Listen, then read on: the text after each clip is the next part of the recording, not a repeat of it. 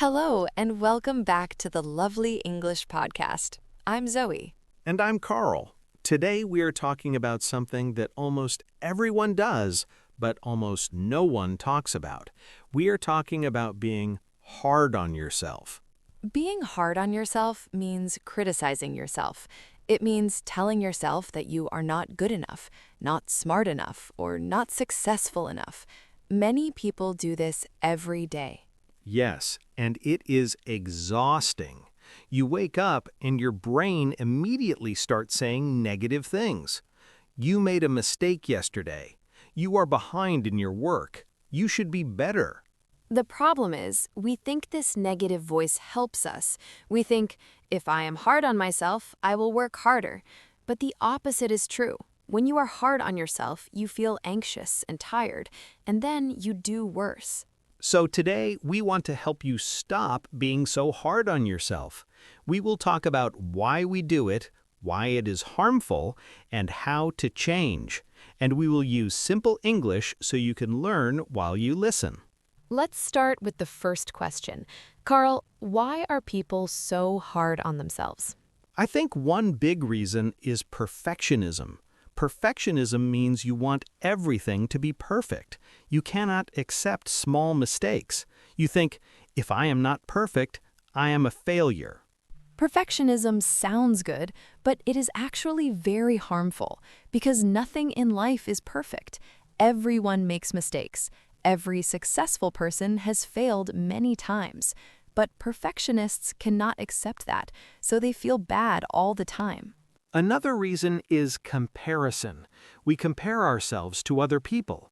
We look at social media and see everyone's best moments. We think, everyone is happier than me. Everyone is more successful.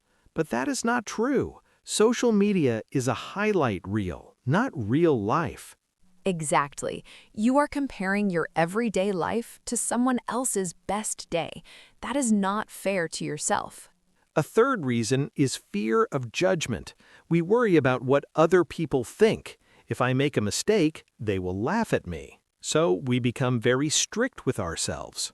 So, being hard on yourself comes from perfectionism, comparison, and fear. But here's the truth. Being hard on yourself does not help you improve. It only hurts you. Let's talk about the damage. What happens when you are constantly hard on yourself? First, you feel anxious. Your brain is always looking for problems. You cannot relax. Second, you lose motivation. When you believe you are not good enough, why try? Third, you might even get depressed. Constant self-criticism is very heavy.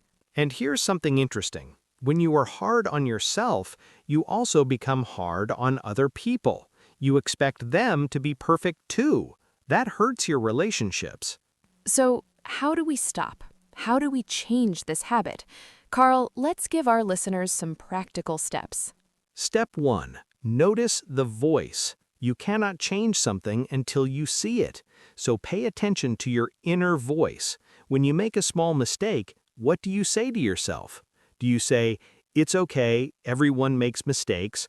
Or do you say, you are so stupid? Just notice. Don't judge the voice, just observe it. Say to yourself, oh, there's that critical voice again. That's the first step. Step 2. Talk to yourself like a friend. Imagine your best friend made a mistake. What would you say to them? You would say, it's okay. You will do better next time. You are still a good person. Now say those same words to yourself.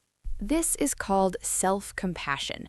Compassion means kindness. Self-compassion means being kind to yourself. It is not being weak, it is being wise. Step 3. Accept mistakes are part of learning. Every time you make a mistake, you learn something. A baby falls many times before learning to walk. Do we call the baby a failure? No, we say, good try, try again. You are also learning. You are learning English. You are learning life. You will make mistakes. That is normal. That is human. Step 4. Stop comparing. When you catch yourself comparing to someone else, stop. Say, their path is different from my path. Focus on your own progress. Compare yourself to who you were yesterday, not to who someone else is today. And step 5, celebrate small wins. You studied English for 10 minutes today? Celebrate. You finished a small task at work? Celebrate. You woke up and tried your best? Celebrate. Small celebrations build confidence. Step 6. Set realistic expectations. Don't expect to be perfect. Don't expect to learn English in 1 month. Set small, possible goals. When you reach them, you feel good. That motivates you to continue. And step 7, forgive yourself. You will make mistakes. You will have bad days. That's okay. Forgive yourself and start again tomorrow. One bad day does not define you. Let's give an example. Imagine a woman named Lucia. Lucia is learning English. She makes a mistake in front of her class. Her old voice says, "You are so stupid. Everyone heard you. You will never learn." But Lucia uses our steps. First, she notices the voice. She says, "Oh, there's that critical voice." Then she talks to herself like a friend. She says, "Mistakes are normal. You're learning. It's okay." She accepts the mistake as part of learning. She stops comparing herself to the perfect student in class. She celebrates that she tried to speak, even if it was not perfect. She sets a realistic expectation. I will make many mistakes, and that is fine. And she forgives herself. The next day, she speaks again. Slowly, she gets better. Lucia is not weak. Lucia is strong. Because being kind to yourself takes courage. It's easier to be mean. It's harder to be kind. That is so true. Many people think self-criticism is strength, but actually, self-compassion is true strength. It helps you get up after failure. It helps you keep going. So let's summarize. Why are we hard on ourselves? Perfectionism, comparison, and fear. Why is it bad? It causes anxiety, kills motivation, and hurts relationships. How do we stop? 7 steps. Notice the voice. Talk to yourself like a friend. Accept mistakes. Stop comparing. Celebrate small wins. Set realistic expectations.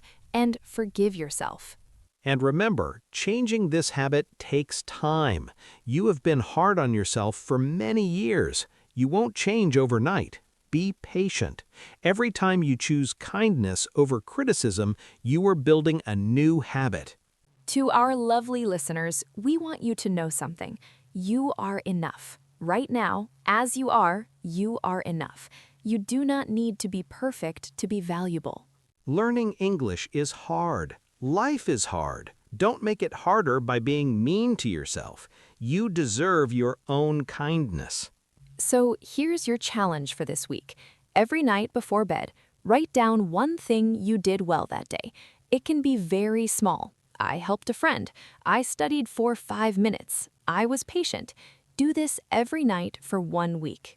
Then come back to the comments and tell us how you feel. We would love to hear your experience. If this episode helped you, please give it a thumbs up and share it with someone who is hard on themselves. They need to hear this message. And don't forget to subscribe to the Lovely English Podcast. We have new episodes every week to help you learn English and grow as a person. Thank you for listening. Be kind to yourself today. You are doing better than you think. Bye for now. Bye.